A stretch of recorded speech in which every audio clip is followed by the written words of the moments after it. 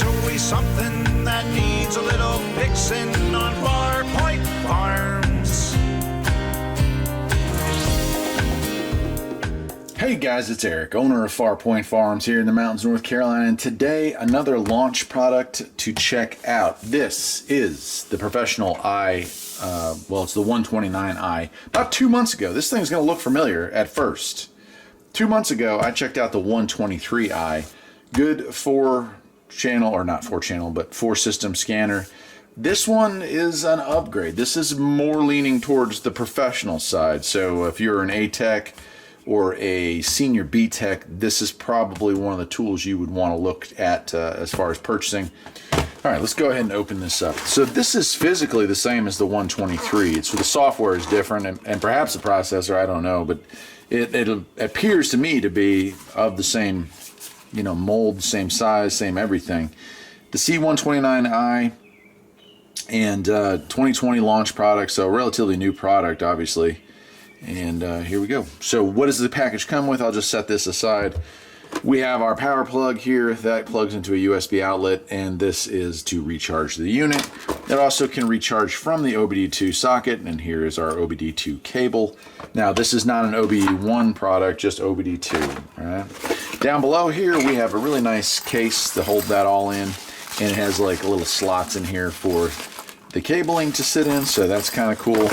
And then we have our paperwork, and again, like you can see, I123i, I120 or 129i, it's got to be the same basic tool, just with better software, and it's a good size manual with good information in it. It's all in English, and it clocks in at 33 pages, so not a bad deal right there.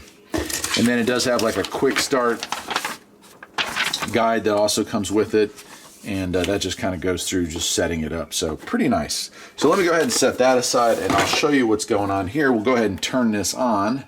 It's got a power button up on the top there. All right, and then we have that, and I'll just let that do its thing here. It'll take a little while for it to go through its boot up process, but we have a home button, up, down, left, right. We have an OK button, and we have a return button. Nice thing about this, it is a touchscreen, so we already have some upgrades versus, a mid-level scan tool or an entry-level scan tool. This tool has Wi-Fi and battery backup. I like both these things. So as you can see, I'm not hooked to a car right now, and this thing has a really stout battery built into it, because I did about an hour and a half's worth of update, and an hour and a half of runtime brought me down to 51% charge from a full charge. So not bad. You do see we have a clock, we have a calendar here, and this is what we've got going on here. You can see I have Wi-Fi connected. Some of your entry-level and early mid-level scan tools, you're going to have a SD card or a micro SD card that you're going to have to plug that unit in to do updates, or the whole unit has to get plugged in. Not with this one. This one here is Wi-Fi, so the updates and upgrades are all done through automatic settings here. You just sign up for whatever your Wi-Fi network password is, and you're good to go. And let's just go start with the stuff that we don't need a car with here. Settings, a lot of this is going to be the same as the 123, but I do want to go through it because there are some significant differences, and that's why I recommend this tool. Units of measurement, imperial or metric, screen capture, I've turned that on. I want to be able to save this stuff and send it off. Automatic detection on connections. That means when I plug this thing into a car, it's going to go out, read that car, find the computer, and connect to it. Display brightness, sound, network, time zone, language, workshop info. I haven't filled this out, but check it out. So if I want to send something to a customer and I want them to know where it's coming from, there's my shop name, my address, my telephone number, all that stuff, even email. And so I can have that there, so when it sends that freeze frame to a customer or even to myself, this is in there as well. I like that a lot. Again, makes it like a pro level stuff. Recovery, if you have an issue where it gets corrupted files, there's always a clean backup that's in there. Cleanup, if we have a bunch of clutter in this thing, if the memory on board here ever were to get filled up with files and stuff, you can always go in there and do a hard cleanup on it. It's going to sell us a device name, lithium ion battery, it is a 720p resolution, so on and so forth there. This is all fairly obvious here how this works. Upgrades, yeah, let's go into that. I've already done a bunch of upgrades, and that's, I think, is pretty impressive that in just this small amount of time, which it's only been about 2 weeks of me playing with this thing, we've already got a couple of upgrades that are available. That's pretty impressive. And so those are highlighted. Mitsubishi, which is one of the cars that I have here on the site, is got an update, it looks like. And so you can choose to have these upgrades done now. I'm not going to do that because I don't want to spend the time waiting here, but all you would have to do is hit update, and it's very straightforward to get these things updated. Now, we got data. Data is where it's going to keep our diagnostic records of cars that we've worked on. So if I do freeze frames, if I have checked out cars, it's saving files on there. And let's see what we've got so far. Yeah, I kind of did a wipe on this thing before making this video, so nothing's saved right now. Diagnostic reports, yes, you can save your reports on your car, and it'll hold on to those. You can also send those off to people. DTC library, that's pretty cool. Let's see here. Let's go with, no, P0100. P, we'll make that 301. And we should have a misfire. Yep. So it's going to tell us P301 misfire cylinder 1, and it'll give us a couple of ideas, generic ideas, so without going out on the internet, without having to do a ton of research of what exactly a P301 would mean, and things to look at, spark plugs, coils, stuff like that, vacuum leaks, whatnot. So that's kind of a cool feature that it has built in. DLC, hey, where's the diagnostic locator? Our diagnostic connector, where's it located, right? Here's some spots on Hondas. You know how they used to love to hide them behind ashtrays back in the 90s?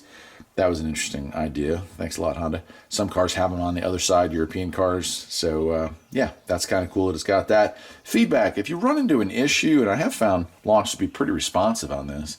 If you run into an issue, you hit the feedback button, talk about, hey, this car wouldn't communicate with this module, or this car gave me a lie, or was not able to give me the data. Give them feedback, and they'll fix it when they update these tools. The next update that comes out for that particular car, the engineers have fixed it. So I think that's really kind of cool that they go ahead and do that. Image, you are able to take pictures. I haven't taken any since I did the reboot on this thing, but you can take freeze frame and take a photo of the screen, and this allows you to go back and review data. So you're driving a car, it acts up, you want to take a quick snapshot of what's going on, this is where that would be. And share down here at the bottom, you can email that to yourself or to a customer. I really like that.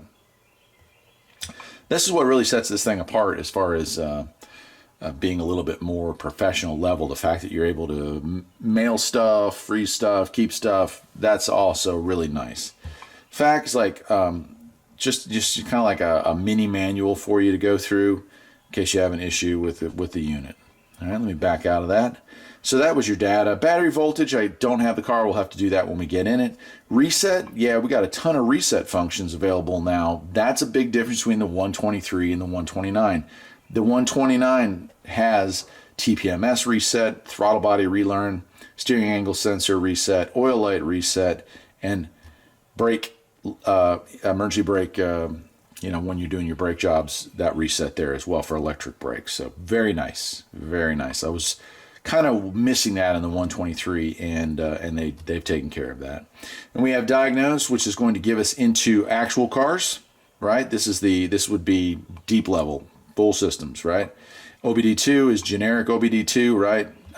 We're not plugged in, so it's not going to let us go to that, but we can go in through the generic side or through the car side.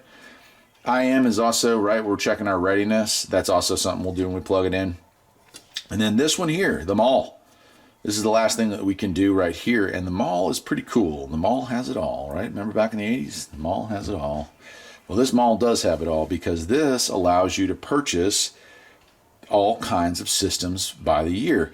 Most manufacturers of pro-level scan tools are going to make you buy, $600 to $1,600 annual subscriptions to provide all the extra features and functions for those pro-level scan tools. Launch, to their credit, and I kind of like this idea, is allowing people to go in and just buy what they need for a year.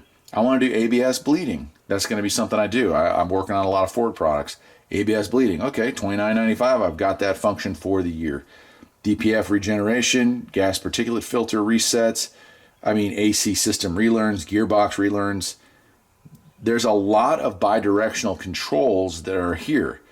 Intelligent cruise control, immobilizer, battery matching, injector coding, crank positions. There's a lot. You can even mess with the odometer. EGR adaptation, right? So there's a lot of systems that are available, and of course, more will come up as the as we roll into the future here. We also have renewals. So if you have something that you've used and a year goes by, you're able to go back in and be like, oh yeah, I definitely used ABS bleeding, but you know what? I don't work on a ton of diesel, so DPF, we're going to skip that.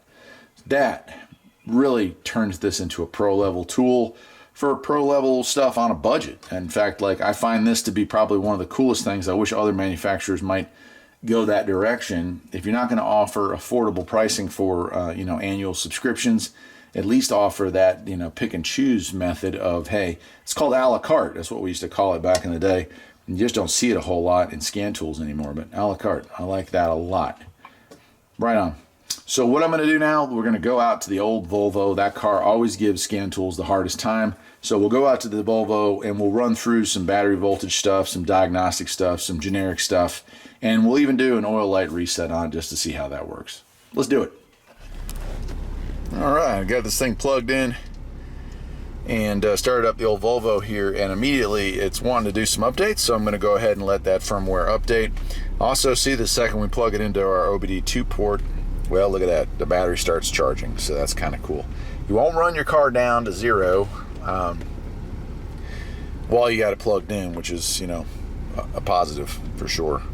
So let's go ahead and we'll let this finish up, and there it is.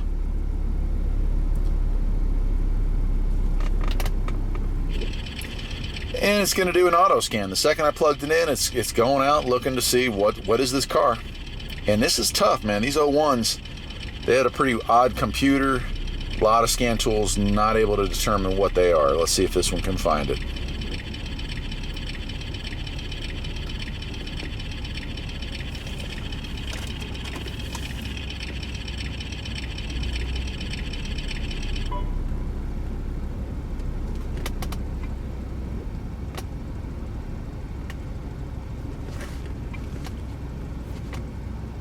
So it was not able to find it. Isn't that interesting? Now, it could be that it needs to be updated again, but we'll go in manually through Volvo and see if we can find that. Volvo, right?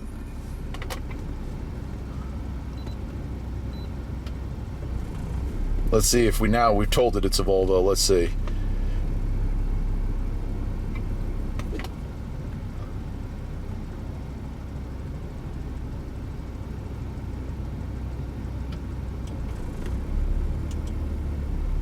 There it goes. I hear it. It's thinking.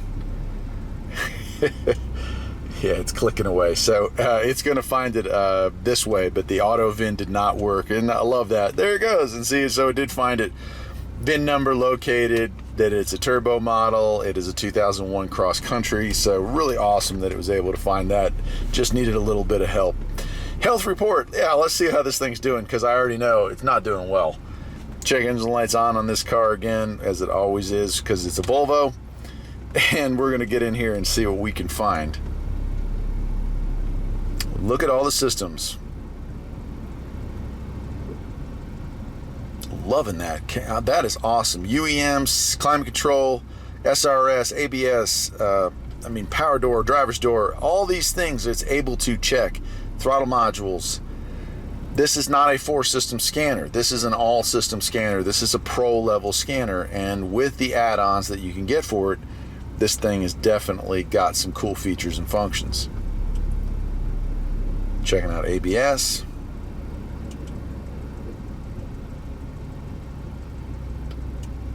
And there we go. Let's check it out. Normal, right? Let's get that report. And so this is stuff that we can now send off to ourselves. If I want to share that, right, I can mail that to myself. Here's the car. If I had my shop information put in there, diagnostic time, where I'm at, right? Look at the location. I'm over here in Texas, that's right. Transmission control module, steering control module, right? This inspection is report. Well, I want to share that. Let's go ahead. And I can actually send a message and go ahead and send that off, and it will send, right? But I don't have my email set up, so it can't send on my behalf. But normally it would be able to do that, so that's really awesome. All right, let's back out of that. Let's go into system scan. And, I hope it doesn't do all of them again. It might do all of them again. Yeah, I think it might do them all.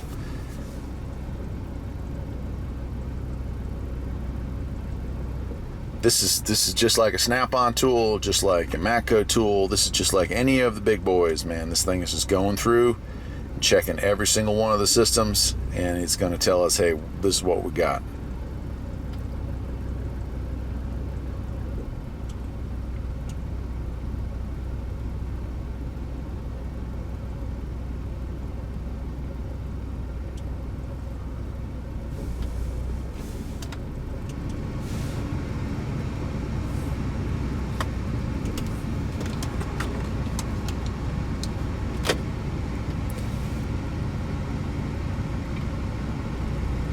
System selection, let's just look just at the engine.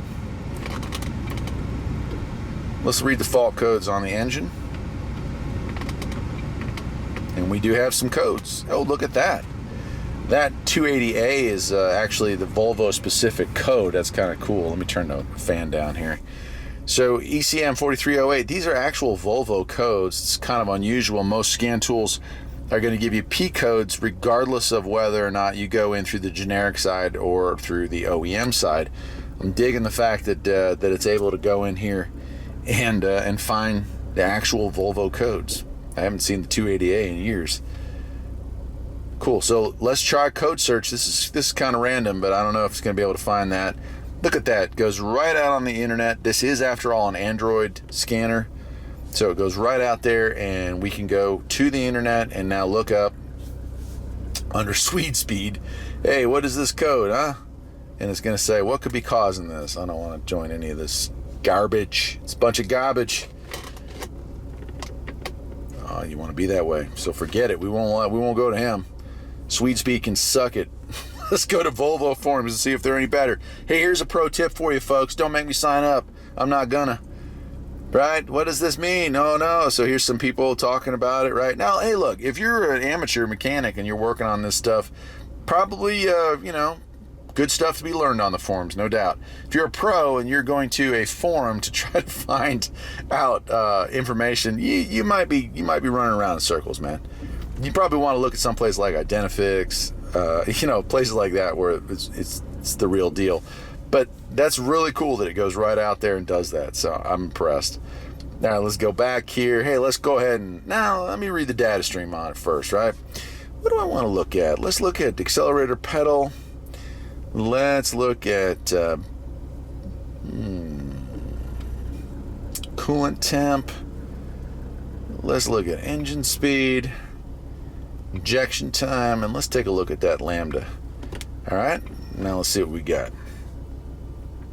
Right, so right now we've got analog numbers. We've got a number reading. There's our accelerator pedal. Wow, that is really fast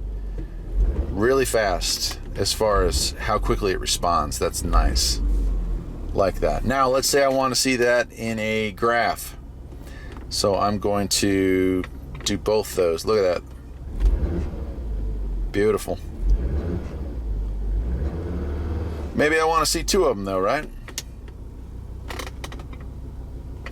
So let's see this one and this one together. Oh, look at that. Very nice. Now, I don't know how well it's showing up on camera there, but accelerator pedal is the light blue, engine RPM is the dark blue, and we're still getting our analog readings, our numbered readings, but we're also now getting our bar graph. Very cool. Very much like this. I mean, this is cool when you get to play with a real tool, like a professional level tool. I always dig that. Okay, we'll go back out of that now, and I want to back all the way out of here. I'm going to go ahead and clear it. I want to get rid of that check engine light for right now. Make sure it's erased. I'm going to erase it. DCC erased. Right, so it's gone. The check engine light went off. All right. I want to end the test. We're going to get out of this altogether. Okay, and you can see transmission control module, ABS, SAS, SRS, and steering wheel module are all available to get into the deeper features and functions. Let me back out all the way out, and we'll go to the generic side, right? OBD2 generic side. Let's just see what we got.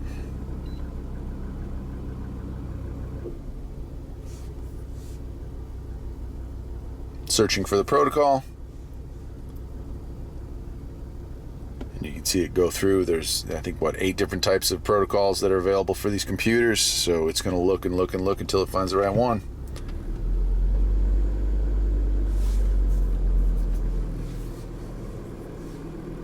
There it goes. Found it.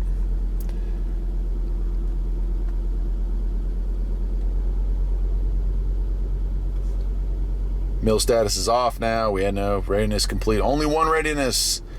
Alright, that's not good. Okay. Now let's see what we got here. Let's read default codes. We'll go in. Look at all these different choices you got here. Beautiful. Okay. Let's take a look at live data through the generic side and see if it's any better or any different. Take a look at throttle position and engine RPM and engine coolant, just like we did before.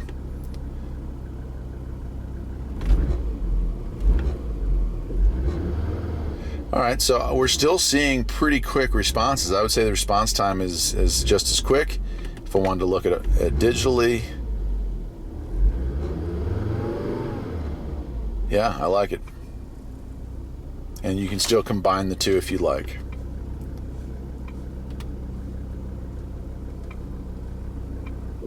Very good.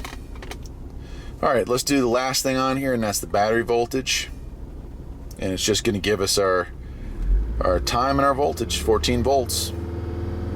Should be pretty much. I could turn the lights, well, let's see, I could turn the wipers on. That might cause a slight dip.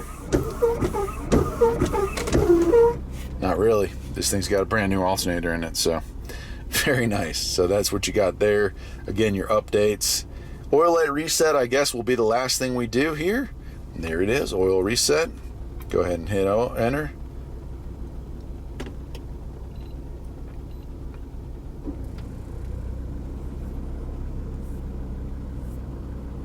Volvo. Ignition switch is on.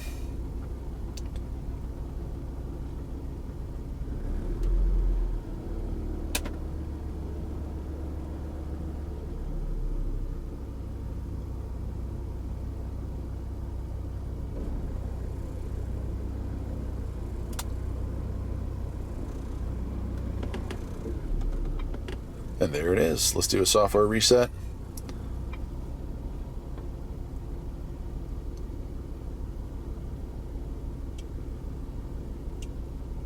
You can hear it clicking. There it is. It's done.